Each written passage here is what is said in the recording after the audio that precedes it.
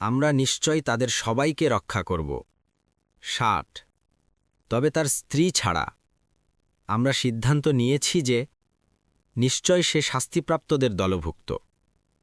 61 এরপর যখন ফেরেশতাগণ লুতের পরিবারের কাছে আসল, 62 সে বলল, তোমরা তো অপরিচিত লোক। 63 তারা বলল, বরং আমরা তোমার কাছে এমন বিষয় নিয়ে এসেছি যাতে তারা সন্দেহ করত।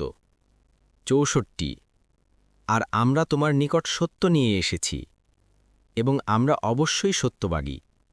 65 সুতরাং তুমি তোমার পরিবার নিয়ে বেরিয়ে পড়ো রাতের একাংশে, আর তুমি তাদের পেছনে চলো, আর তোমাদের কেউ পেছনে ফিরে তাকাবে না, এবং যেভাবে তোমাদের নির্দেশ করা হয়েছে সেভাবেই চলতে থাকবে। 66 আর আমি তাকে এ সিদ্ধান্ত জানিয়ে দিয়েছিলাম যে নিশ্চয় সকালে এদের শিকড় কেটে ফেলা হবে। 67 আর শহরের অধিবাসীরা উৎফুল্ল হয়ে হাজির হল। 68 সে বলল, নিশ্চয় এরা আমার মেহমান, সুতরাং আমাকে অপমানিত করো না। 69 তোমরা আল্লাহকে ভয় করো এবং আমাকে লাঞ্ছিত করো না। 70 তারা বলল, আমরা কি জগৎবাসীর কারো মেহমানদারি করতে তোমাকে নিষেধ করিনি?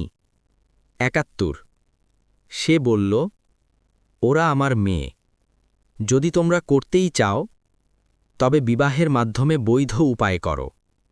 72 তোমার জীবনের কসম, নিশ্চয় তারা তাদেরকে নেশায় ঘুরপাক খাচ্ছিল। 73 অতপর সূর্যোদয় কালে বিকট আওয়াজ তাদের পেয়ে বসল।